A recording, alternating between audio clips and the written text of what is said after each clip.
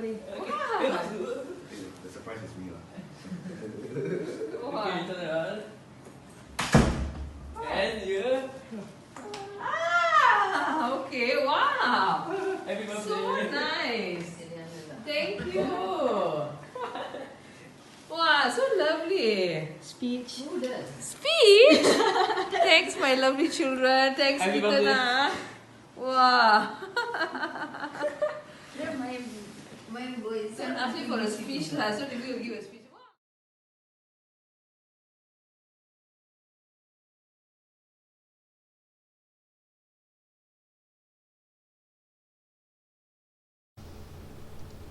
Punitha Ramanan was born on 11 October 1969 in Singapore to Jayamani Subramaniam and the late Narendran, son of Kumaraswamy. Her early childhood was filled with laughter and joy, which she found with her younger sister, Jaya. Living a humble life, she would spend most of her time engrossed in novels. She would spend the entire day in her room reading and would not even notice the happenings in the house. She fondly remembers her first book, Ali Baba and the 40 Thieves. From a young age, Punitha always had a strong presence. She was determined to get what she wanted and would set her foot down when need be. If she wanted curry soaked prata for dinner, that was what dinner would be. When it came to academic success, she would strive for exactly what she wanted. She would spend the wee hours of the morning revising thoroughly and made it feel like the entire family was taking the examination. Despite the passing of her father at the age of 12, Punitha was able to lead a very well-rounded childhood. She excelled in her examinations and found a love for learning, especially in language and history. Punitha also found time away from books to drag her sister and cousins for the latest Kamal Hassan film, or for shopping.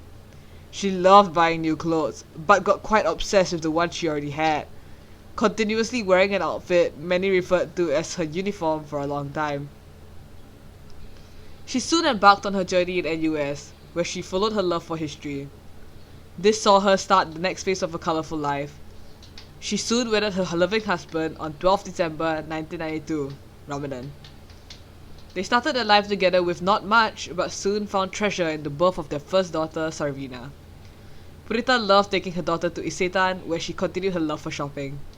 She even dabbled in cooking, which was not her forte, by making fried rice, one of the few dishes she could put together. They then welcomed her first son, Keithan, in 1997. With a 4-member family, they lived comfortably in Choa Chu Kang Road, near the school which Punitha spent most of her time, Kranji Secondary School. Punitha was with Kranji for the second year of its beginning, and loved everything about it. She loved teaching history, she loved being in charge of the band CCA, and she especially loved the staff, which she called her Kranji family. This love for Kranji made Punitha touch and change countless of students and young teachers' lives. In the midst of this, she surprisingly grew her own family by welcoming Pravina, her second daughter, in 2000. This saw them grow out of the Choa Chu Kang home, and Punitha relocated to her forever home in Upper Bukit Timah Road. She loved life with her 3 children in her new neighborhood, a highlight being the weekly Sunday McDonald's where she would have her usual hotcakes with sausage. Soon after, her family was completed with the birth of her youngest child, Ishmael, in 2003. This started the next phase of her life, which was full of the loudest of laughs and the most exciting of adventures. She loved family outings, big or small, and thoroughly enjoyed family meals out.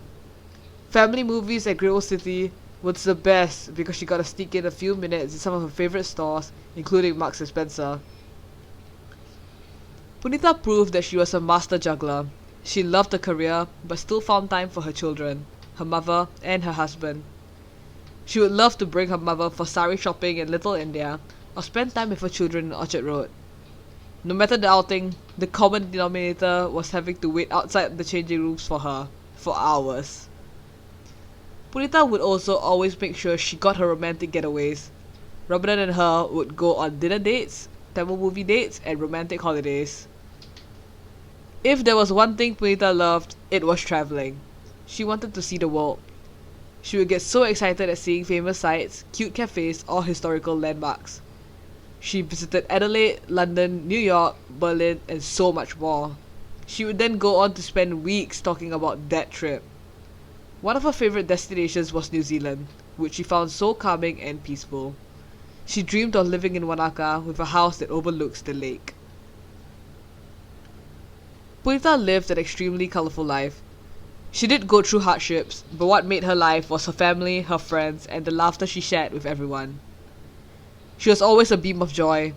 She loved talking for hours, and she loved dressing up, and she loved eating out.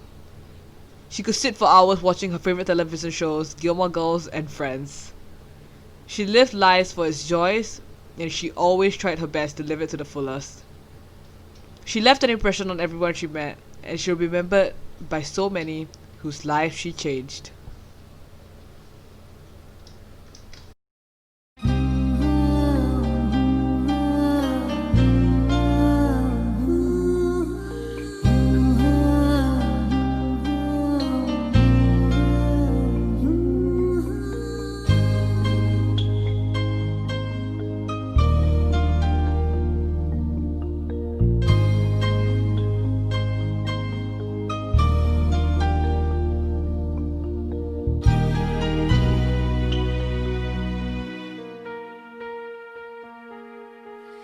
நீ பார்த்த பார்வை கொரு நன்றி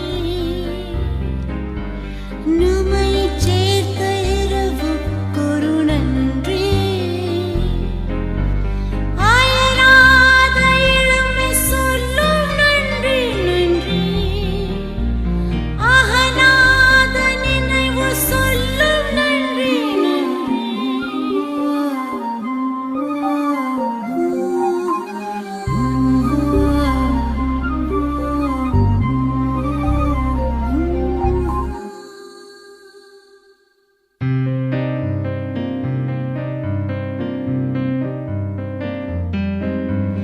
நான் என்ற சொல் இனி வேறு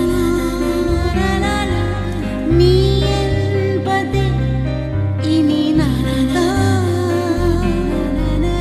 இனிமேலும் வரம் கேட்க தேவையில்லை இது போதும் வேறெங்கும் சொர்க்கம் இல்லை உயிரே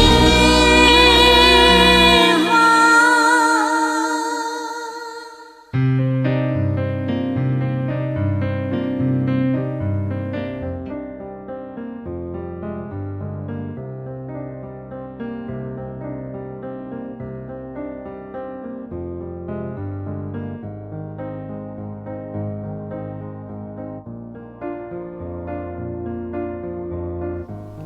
Hi, my darling Puni. This is your husband. I met you at your Circuit Road home in early 1992, and we got married in December 1992. We have been together for more than 28 years. As a young couple, we started off with virtually zero, but with your dedication and hard work, now we have 4 lovely kids aged 16 to 26, and lifestyle that you built and left for us. You are always the one behind us, motivating and advising us on what to do without fail. You spend all your free time taking the 4 kids to the CCA and tuitions. You were there beside each of the 4 kids to go through their PSLE, O levels and A levels. Although you are going to miss out on Ishwar finishing his A levels, I promise I will honor your memory by ensuring he does it well.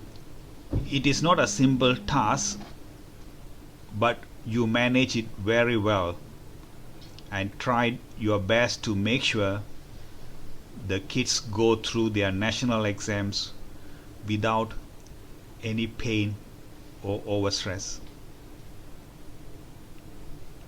Now, because of you, your eldest daughter has already graduated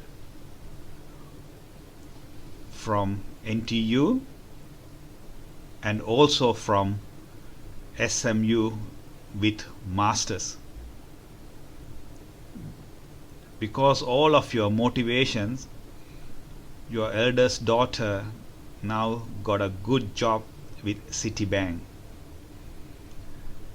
The only pity is that you will never get to see the other three follow in your amazing footsteps. You were the one who always wanted to enjoy the life to the maximum. You plan all the holidays, all our weekly outings, temple prayers. You do everything. You bought all the new year clothes, the children clothes, even all my dressing, shirts, pants, shoes, everything is bought by you.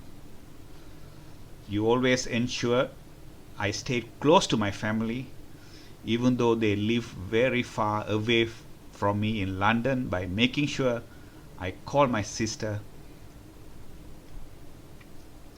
and brother every week.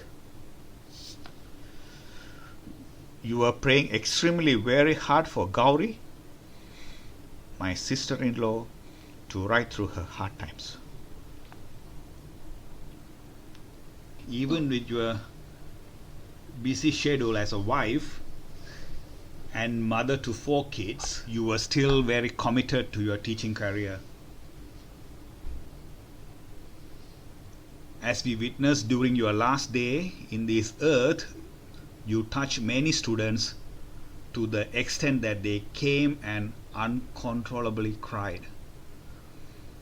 You spent 22 years alone in Kranji, and you spent your entire time teaching and coaching and motivating the students and teachers. I remember the many days I came and waited for you, and you are the last one to leave the school. You made such a great impact on the students and young teachers. Everyone is constantly telling me that you are a committed teacher, always motivating students to do well. That's a remarkable thing that you have done in your life, that all your students are now doing well, and I know you will be very pleased. When the cancer first hit you in 2010, we were all in shock. We don't know anything about cancer. We just believe what doctors are saying and we follow their instruction. Kids, no one knows about your struggling, but you managed to ride through it quickly and bounce back, become very strong woman after that. You had a good time since then until 2017 it hit you again. It was emotionally, it's terrible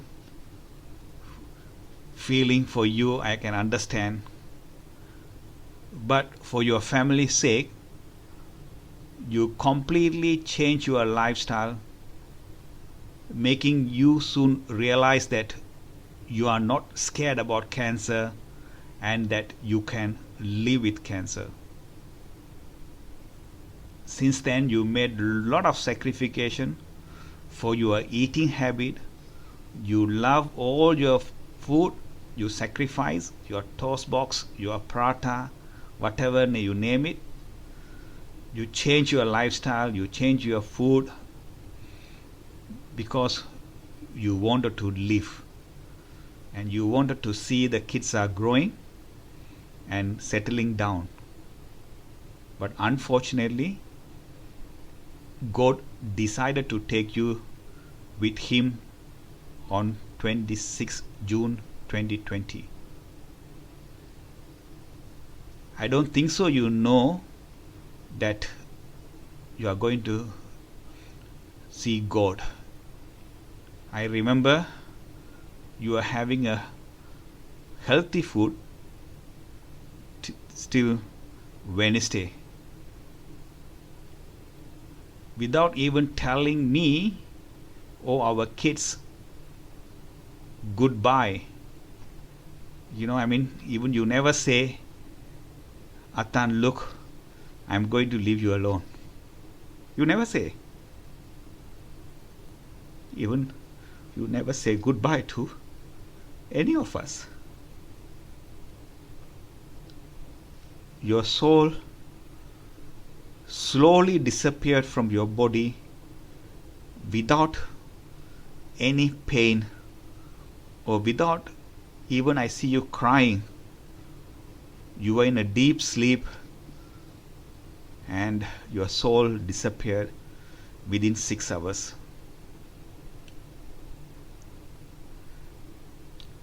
You left me alone in this earth,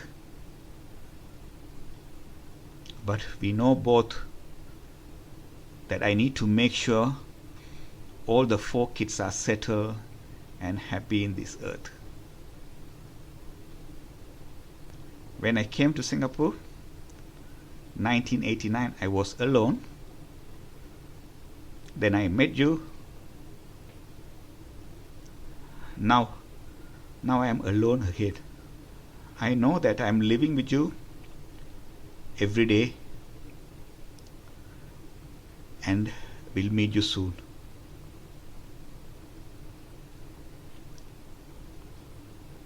Take a good rest.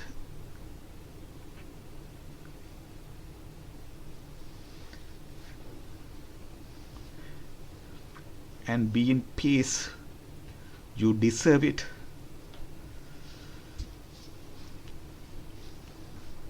Hope to see you soon as possible.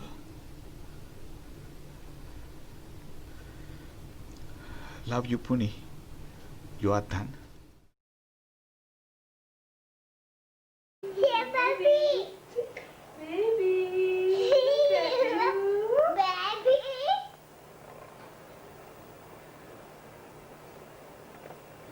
Here, Daddy. Here, Daddy. Okay, Mina, pass me the pillow. I'm going to breastfeed. Please don't record that. Thank you. Record, Daddy. Record. Tan, cuma ke? Tan, stop it. Tan.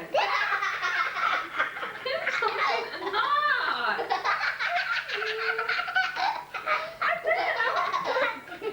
I'm a breastfeed.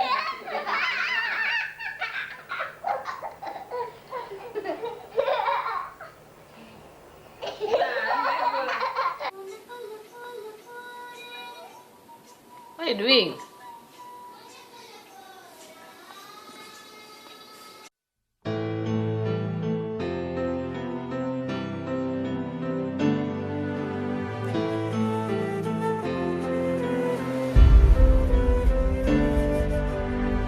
காற்றை தரும் காடுகளே வேண்டாம்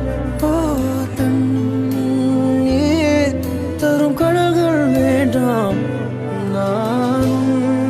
நான் உறங்கவே பூமி வேண்டாம் தேவை எதுவும் தேவை